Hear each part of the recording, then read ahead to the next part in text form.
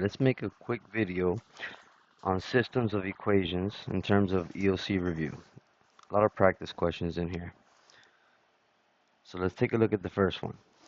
Right? It's common sense if you think about it, but this is what I'm here to do. Make sure that you understand it in terms of common sense, right? If you're faster, you're going to take less time, right? And if you're slower, you're going to take more time. Right? With that alone, you can pick the correct system of equations from these three options that you have here. So either the fast person is going to have a minus subtracting hours, or the slower person is going to have a plus because they need to add hours to their time. So in this case, we look over here, eliminate the ones that's double adjusted because if you adjust them both, they got there at the same time, and that's not possible. All right? And then here, 80 has a minus on it, 20 has the minus on the x. So which one matches our explanation here?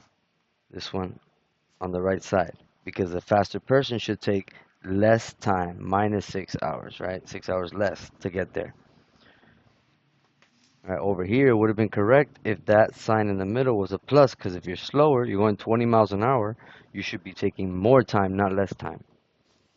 So now that we chose the correct system, right, to answer this question, we need to make the system or get a solution to this system using substitution. So you're going to substitute the 20x for the y on the other equation, or vice versa. So replace the 80 parentheses x minus 6 over here. Either way, you're going to get the same answer for x, but make sure you don't put whatever you get as in your answer box because it's asking for miles, and x is not miles, x is hours. So make sure when you solve, you don't just put the answer, right? You got to plug in to get the actual answer. So let's set it up here. 80 parentheses x minus 6 equals 20x. You're going to distribute on this side, and you get 80x minus 480 equals 20x. Now we need to get our variables to the same side, so we subtract 20x from both sides. It gives me 60x minus 480 equals 0. And now it's a two-step equation to get the x by itself. We had to add 480, and then the last step will be divide by our coefficient. So we have 60x equals 480, divide by 60, which is your coefficient, and your answer is x equals 8.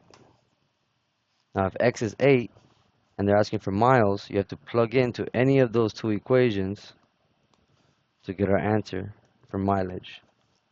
So 20x is the easiest place to plug it in.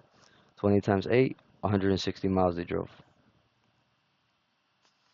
Makes sense? They're telling you they drove the same distance, so that's the easiest way to do it, and the correct way to do it, really. Now I'll leave this one for you guys to practice on your own, right? Same concept, same process. This one's about Mr. Cáceres and Mr. Lam. I don't know if you know that guy. Biology. So let's keep it going here. On this page, right, the first two questions, well, the first two for sure here, are substitution without a word problem involved. So let me remind you how to solve equations using substitution. You replace the y in the other parentheses with the expression they're telling you y is equal to. So how does that look? It's going to look like this. Negative 3x minus 2 parentheses equals negative 12. Instead of y, put an empty parentheses, and now put your values in there. 5x minus 7. Because it's two terms, we have to distribute. So both of them have to be multiplied by that negative 2. That gives you negative 10x plus 14. Now bring everything else down. After you distribute, you're always looking for like terms. These two are like terms right here. Put them together, it gives you negative 13x. Bring down plus 14 equals negative 12. Now it's a two-step equation. Subtract 14 from both sides. That leaves you with negative 13x equals negative 26. And now divide by negative 13 at the end because the coefficient is negative 13. That gives you x equals positive 2. Once you have one of these values, you can plug in that x2 into any of these two equations. The top one's easier because it has y equals 5 times the x minus 7. So all you have to do is 5 times 2, which is 10, minus 7 equals 3. So my solution will be 2 comma 3. All right. Again, we'll leave this one for you to practice on your own. Careful with the signs. And now let's get to one of these word problems for this topic here. So perimeter, that's a formula you need to know. All right. Perimeter of a rectangular figure is either length times width or base times height if it's area, but perimeter is 2 times the length plus 2 times the width equals your perimeter. So when you set this up, they're giving you the perimeter. You need to put 2L plus 2W on the other side. So 2L plus 2W equals 640. We got our first equation. We need a system though, so let's keep reading.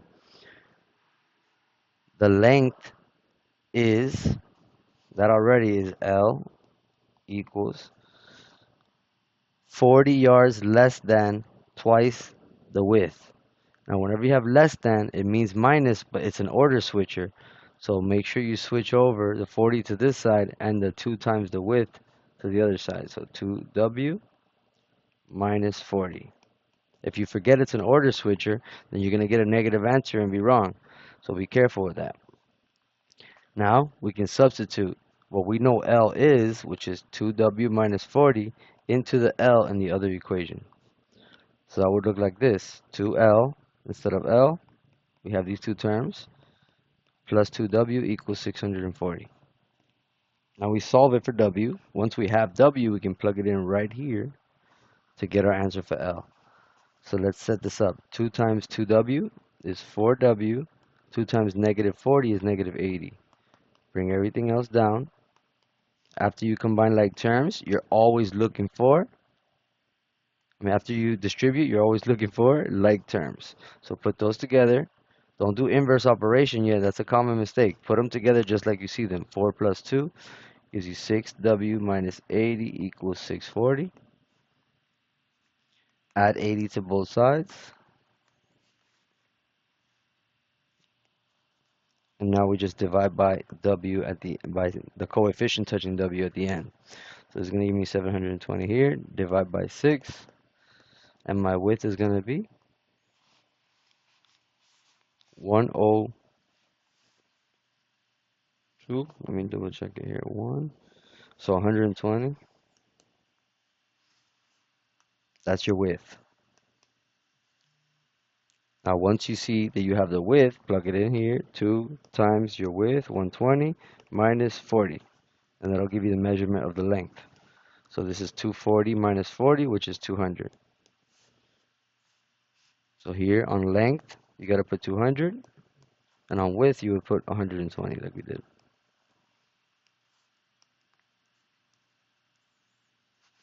Alright, you can practice this one on your own. Let's keep it moving. Now this page is on elimination method because there's no variable by itself. If there's a variable by itself, you use substitution.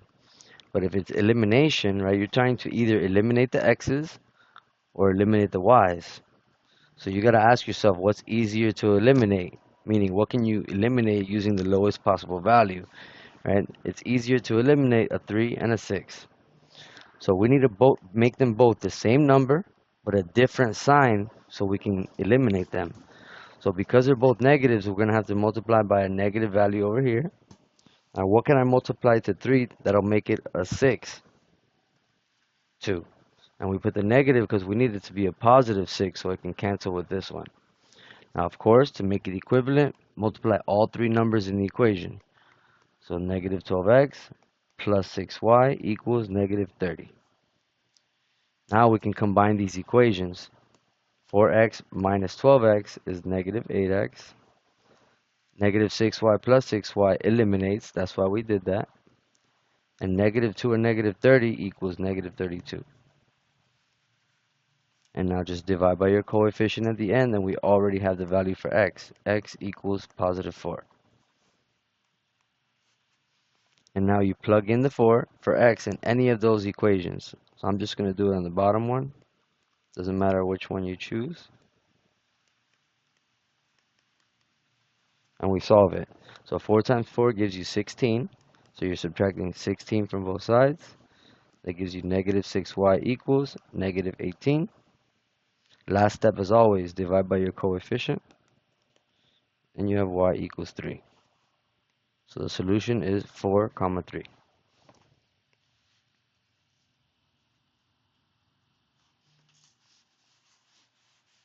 Alright, now let's try one of these word problems. Actually, before we try one of these word problems, let me at least start you up on the next question. So in this case, right, a 5 and a 2 both need to change because to make them the same value, you have to raise them both to be a 10. But one of them has to be negative, the other one has to be positive. So you multiply the top by negative 2 and the bottom by 5, and that would make both of these 10s. So let's distribute, and we get negative 6x minus 10y equals negative 62. And on the bottom, when we distribute, we get 25x plus 10y equals 195. Now combine these equations. The y's eliminate. The x's equal 19x. Bring down your equal sign. And now negative 62 plus 195, when you put it in the calculator, you get 133. Now divide by 19. And you get x equals 7. So if your x is 7, you would just have to plug in the 7 here.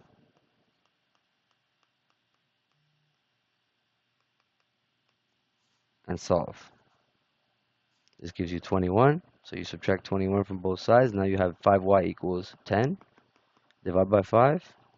And we get 2 value for y. Alright, let's try one of these word problems here. They're both important. Let's try this bottom one here. Sergio purchased 20 concert tickets to the Mark Anthony show. He paid a total of $225. If adult tickets cost $15 each and student tickets cost $10 each, how many student tickets did he buy? So to solve these questions, right, you have to create a system of equations. One of them is monetary, right? There's a money value, dollar symbol, dollar symbol, dollar symbol. Those have to be the ones that go together. So 15x, those are adult tickets for x, plus 10y, y is the student ticket, equals 225, which is the total dollar amount that he paid. Now the second equation is with the total concert tickets. He didn't specify here adult or student that he bought. He just bought 20 total. So that would be an item equation where you're just putting the items. X plus y equals 20. Now you eliminate just like you did on one of these questions. To eliminate, you can just multiply the bottom by negative 10, and this 1y would turn to a negative 10y. So let's distribute. Negative 10x, negative 10y equals negative 200. And now combine these equations. So we have 15x minus 10x, which equals 5x. 10y minus 10y, which eliminates. And 225 minus 200, which equals 25. Now divide by 5. And we get a x equals 5 value. All right, is x student tickets? No, x is adult tickets, so that's not our answer. Now we have to plug it into one of those equations. The top one, the bottom one's the easier one. Plus x plus y equals 20. We're going to plug in that 5 for x, which is 5 plus y equals 20. And now it's just one step to solve it. Subtract 5 from both sides, and you get y equals 15. So 15 has to be the student ticket amount, because y represents students. All right, let's keep it moving. Now, same process, right? But now we're just graphing, right? So in here, the solution is where the two lines intersect or meet. That's why on a word problem that says same, we make the equations equal to each other, right? That's where that will give you the x value of where they meet. So when we solve these, we don't have to solve it with algebra. We just literally have to remember how to graph a slope-intercept equation, right? I have a video I just uploaded yesterday on that. So if you need a refresher, go to it. But this review alone should refresh your memory. This number represents the y-intercept because on slope-intercept form, this number is your y-intercept. The number touching x is your slope. So we mark positive 3 on the y-axis because that has to represent the y-intercept. And the slope is 4, which is 4 over 1. So up 4, right 1, and you got your line. Now if your lines are crooked, you can just keep the pattern down, and then you can draw a straighter line through your actual dots. Right? Just follow your pattern, and you can make as many dots as you need. So we mark 3, up 4, right 1. There's no space to go another up 4, right 1. So we go down 4, left 1, and we're still on the same line. And we have way more dots we can go through. Make sure your graph extends to the edge of the graph. Your line extends to the edge of the graph. Never leave it short in here.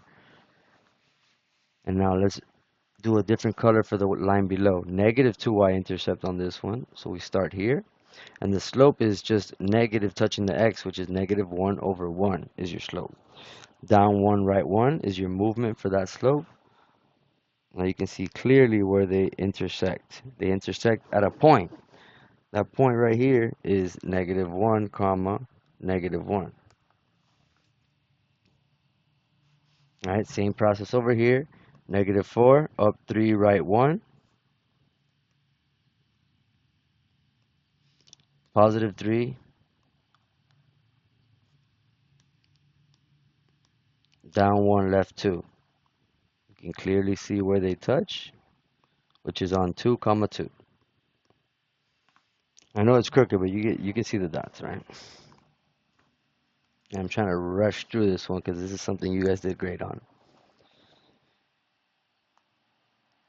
All right, here, let's actually do the right side first. When there's no y-intercept here, it's 0. So there's gonna be a y-intercept unless it's a vertical line. So if you don't see a y-intercept, right, and it doesn't look like this equation exactly without a y in it, then it has to have a y-intercept. So you gotta mark 0 first instead of the y-intercept that they gave us on the other ones. And then same process, slope is negative 1 over 1, which is down 1, right 1. Do as many dots as you need to make your line straight. Obviously, there's going to be an EOC with a computer program makes a perfectly straight line. And then same thing here, negative 4, up 2, right 1. Now we're gonna stop there because it's too much to practice. You've done that a million times. And I have more videos on this stuff. So let's keep going to the next one. So now on this system of equations, right, they're both in standard form. The easiest way to graph in standard form is just to find your x-intercept and your y-intercept. Those two dots can be connected to make your line. So you just have to remember that the x-intercept has a 0 y value and the y-intercept has a 0x value because it lands on that axis, y and x. It has to have a 0 on one of those values. So when you're actually graphing it, right, all you have to do is divide 24 by x to get your x-intercept. In this case, it's 6. And now divide 24 by 3, which is your y coefficient, and that'll give you your y-intercept, which is positive 8. Once you have two dots, just draw your line.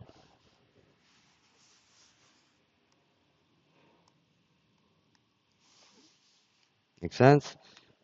And now same thing on the next one. 32 divided by 8 would give you 4 on the x. and 32 divided by 4 gives you positive 8. Same y-intercept. So if they have the same y-intercept, that means they touch on that point, which is on 0, comma, 8.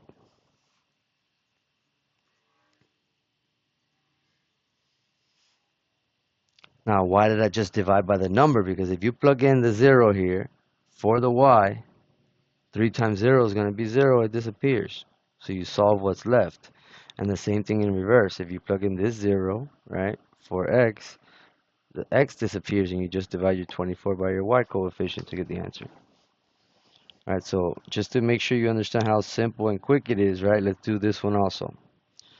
18 divided by 6 is 3. 18 divided by 3 is positive 6. Now I'm going to switch the color. 10 divided by 2 gives you positive 5. 10 divided by 4 gives you 2.5. Now that is acceptable. A 0.5 decimal is graphable on the EOC on any graphing platform. So don't think it's wrong because you got that value, right? When you divide, you should get negative 2.5. Now the y-axis at negative 2.5 is between what two values?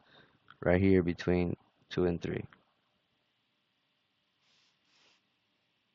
Now you can draw your lines, see where they intersect.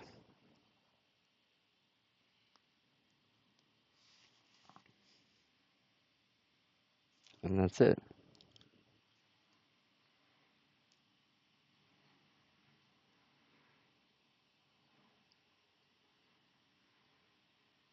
All right. That's enough practice on that.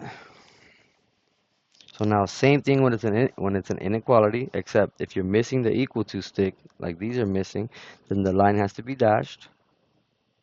And you have to shade above or below the line depending on how this faces your y value. So if it's open to your y, like the first one, you're shading above. If it's close to your y, like this one, you're shading below. So keep that in mind when we graph these two. So let's do the first one. Positive 3y intercept, up 4, right 1. Same thing we did before. But this time the line's got to be dashed because it doesn't have the equal to stick. Alright, now let's do the shading at the end here. So on this one, the second one, negative 2 is the y-intercept. We mark it. And now your slope is negative 1 here. So down 1, right 1.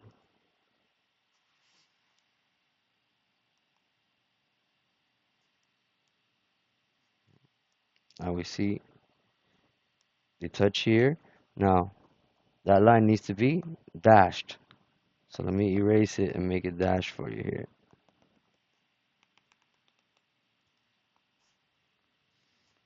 Yeah.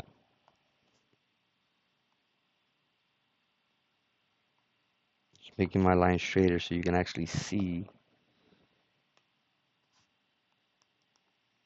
There you go.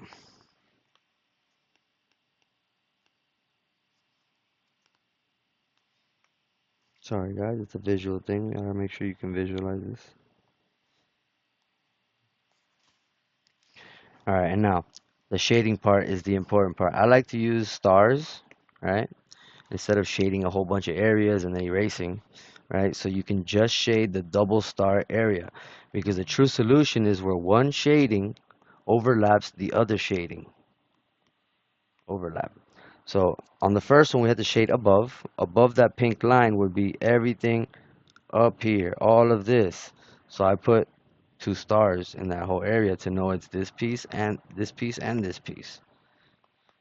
And now we do the same thing for the other line. The other line is closed, so we got to shade below. Below that red line would be this whole area and this one down here. So the only part that actually gets shaded is the double shaded region that's over here.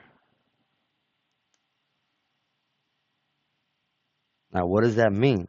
That just means that any point that lands in this area, like this one, 7, 7, for example, is a solution, is part of the solution set because it's in the shaded area, right? But now, why do they make you dash a line versus make a normal solid line?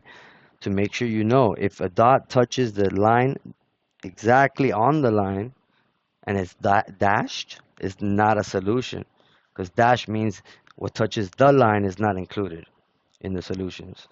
And then the same thing in reverse. If you have a solid line and you put a dot on it, it's still part of the solution set as long as it's in the region that's touching the shaded area.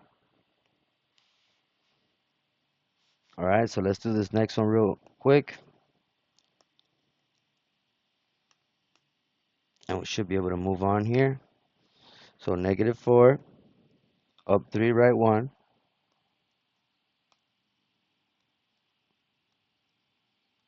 I'm going to do more dots already to make sure my line's pretty straight. And now dashed or solid. That one's missing the stick, so that one's dashed. And now the next one, let's do it in blue. You have +3, down 1, right 2, right here. So I'm going to go down 1, right 2, down 1, right 2 till I get to the end so I could have more dots. Follow the pattern backwards. And now that line is solid because it has the equal to stick here. And now the first one, the top one, the red one, you have to shade below the line because it's close to your Y value. Below that red line is these two areas right here. And now above the blue line, because it's open to your Y on that one, would be these two spaces right here. So again, only the double shaded region gets shaded. So now, if I ask you, is 2, or let's say 3, 5 right here, part of the solution set? 3, 5. You would say no. Why not? Because it's touching a dash line. But if I ask you, is 6, 0 part of the solution set? You would have to say yes, because that line it's touching is solid. Make sense? And of course, any other point that lands in this area counts. All right, let's keep it moving here. Same thing here. Let's just do this one, all right? We don't have to do this one over here. Y is greater than 2. Since the X is missing, right? That just means it's a horizontal line, just like Y equals 2. But this time the line has to be dashed because it's missing the equal to stick. So we're going to do a horizontal line, right, that touches the Y2 value, like this. And now we're going to do the other one in a different color. X -3 is right here. That line's the opposite. It's vertical, but it's solid. And now all we're missing is shading. Above the pink line would be this whole top area, which is those two spaces. And then below the purple line, because it's vertical, you think to the left is below because numbers get less that way. So that would be here and here. So only that top left corner is what's part of the solution set. Make sense? So now here, you can practice this one on your own, right? You shade it, graph both, shade the regions, and then whichever one lands in the shaded region, right? You put a check mark on it. Now, if it lands right on a dashed line, don't check it. If it lands right on a solid line that's touching the shading, then yes, yes, mark it. Okay? So same concept as used over there for graphing, you use here. But the only difference is, right, just looking at these two Y values here, right, you know that you're never going to divide by a negative if you try to get the Y by itself. But on this one, you are going to divide by a negative if you get the Y by itself. That's an automatic flip. You have to flip the inequality symbol. So the shading will be backwards if you forget to flip it. So just look at for the Y term and make sure the coefficient is positive. If it's positive, you're not flipping the inequality symbol. But if it's negative like this one, you're not working with greater than or equal to. You're working with less than or equal to. If you don't forget that, then you're good with the shading. But if you forget it, you're going to have the shading backwards. All right, so make sure before shading, you check the Y coefficient being negative. The X being negative doesn't matter. Like here, that doesn't matter because you're never dividing by that value. That one's you're adding and subtracting when you want to isolate your Y. But to isolate the y, you would have to divide by this number at the end. If it's dividing by a negative, you must flip an inequality symbol. All right, last page coming up here. All right, this is an important one because there's a lot of word problems that can come up that are like this that seem like very hard questions, right? I made it kind of easy here because I have a graph. But on the EOC, they may give you a graph, they might not give you a graph. So because of that, right, remember what I'm saying now. If a question like this is given to you on the EOC, right, then you gotta go to the back of the yellow CBT sheet where you have to work out your questions and look for the grid portion. The whole back page is a grid like this. Section off a little L like this one, because anything on a word problem only has to have the positive quadrant. So like you don't have to draw the whole cross with all four quadrants because this is 1, 2, 3, fourth quadrant, right? The only one that matters in a word problem is the top right where the positive numbers are because you can't have negative values in a word problem.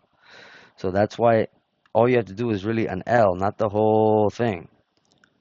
So now let me clear this up to give us some space. And now this is all you're going to do, right? Create your two inequalities first, put them in your box. So here we underline the totals. 30 total boxes and 400 bucks. Those look like the two totals to me, right? So this one says that only this much fits. So it has to be less than or equal to that amount. So X plus Y must be less than or equal to 30 boxes because that's all that fits. And now the second equation is going to be the money equation, right? And it says each truck must bring more than or equal to 400, right? So here we have 20x plus 30y greater than or equal to 400. So now to solve this, right, you just graph both equations, right? The words might be off a little bit because I got this from another worksheet, but it doesn't matter. The concept is going to be the same, all right? So what's going to happen is you're going to get a question, right, that either overlaps one another when you shade them both, or they go towards each other. Usually they go towards each other, right? So regardless of this sign, right, you're going to put it correct. At least must be greater than or equal to. So this needs to be open to your variables. And at most means less than or equal to, so you close it towards where your variables are, right? So that's how you decide how you're going to put these symbols. Either way, to graph them is what's important here. So before you label your graph, you want to find out how much you need to label it to. So find out what the biggest value is. So here on this side, if you divide 30 by 1, it gives you 30. That's your x-intercept. If you divide 30 by 1 on the y, it gives you 30 as the y-intercept. So that one's easy, both are 30. But on this one, 40 divided by 20 gives you an x-intercept of 20. And 40 divided by 30 gives you 10 point something, right? You don't need the exact value, really, because you're going to choose an area, a point from a whole area. So let's now label our graphs using numbers that at least reach 30. So we're just going to use 5, 10, 15, 20, 25, 30. Same thing here. 5, 10, 15, 20, 25, 30. Now we can graph our lines here. So let's do the first one in purple. 30 we mark. 30 we mark. And now we know it has to be less than or equal to that amount. So that one would be shaded below. And now let's do the other one in pink. We have to mark our x-intercept as 20. And our y-intercept was 10 point something, right? So somewhere between 10 and 15. Now above the pink line, right, which is what we put here originally, and below the purple line would be this whole shaded region between the lines. All right, so on a question like this, You just got to make sure you put your x and your y value from the point that you mark in here, where your boxes are for those things. So over here, let's say you mark 10 comma 10. Doesn't that land in the shaded area? That means an acceptable order amount is 10 orange boxes, 10 grapefruit boxes. You can choose any point that lands in here. So all of these are possible solutions for that question. Every dot that lands in the shaded part. Make sense? So you can all have different answers and you'll all still be correct because it's a shaded region that you're choosing from. 5, 15. That lands in there too. 10, 15. That lands in there too. So any two options, as long as you do this first, it becomes a lot easier. Right? Because solving this algebraically takes too long and it leads to mistakes if you forget to flip it. So if you do the L in the back like I did, it makes the problem a lot easier, and you know you're just dividing by your coefficient to get your x and y intercepts for both. All right, hopefully that helps. Actually, you know what? I have one more question I want to throw at you guys. See if I can open this worksheet. It's from the practice test I gave you guys in class.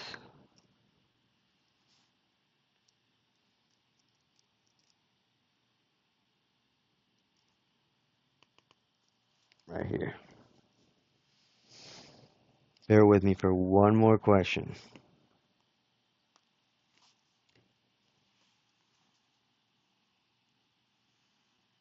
Okay, let me find it first.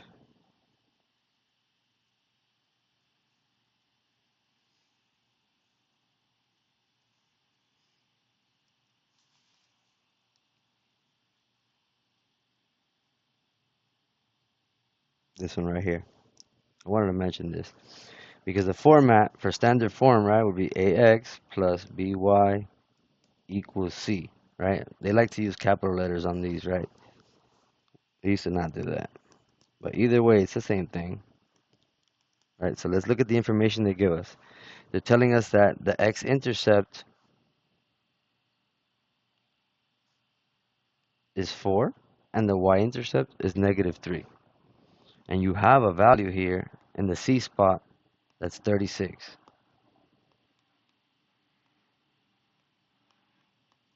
All right, so they're asking, right, what are the values of A and B if you have those exact x and y intercepts, right? So it's simple.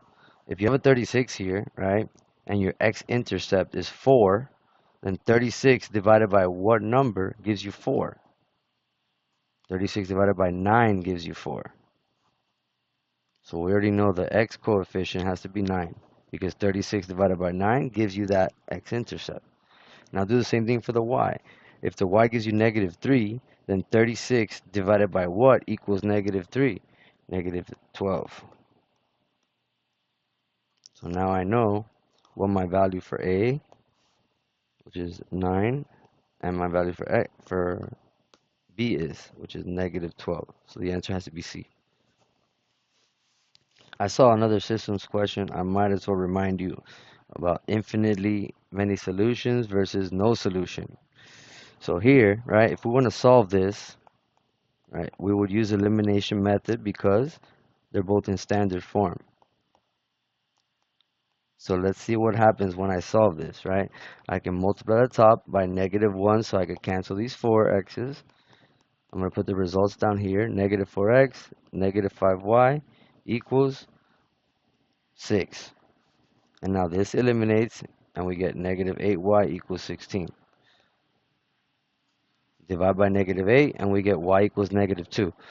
Unless your variables disappear, right, it's never going to be no solution or infinite solutions. In this case, you got a number. So the only one that has a y -2 is that one. That's your answer. If you plug it in and solve, you should get +1, which is, it should match your x, right? But let's use the same area to change one of these equations a little bit and see how it changes the answer. So let's say the second equation, right, was -4x -5y equals -6. And then we'll do it again after, pretending that that -6 was positive. So if I put this equation right under this one, it gives me +4x positive 5y. I have negative 6 there. So what happens if I combine these equations? 4x negative cancels. Negative 5y plus 5y cancels. So if there's nothing left, it's a 0. And on this side, negative 6 minus 6 gives you negative 12. Now if I do the same thing on this other one, right? 4x plus 5y equals negative 6. And I combine them, they all eliminate. So I'm left with 0 equals 0. So if your variables disappear, like in these two situations, right? You're either left with a true statement or a false statement. The one that's true is down there because 0 does equal 0. So the false statement would be no solution, and the true statement would be infinite solutions. And that's only when your variables disappear when you're solving a system of equations. If your variables don't disappear, you're going to have exactly one solution, whatever point you calculate. All right, hopefully this helps.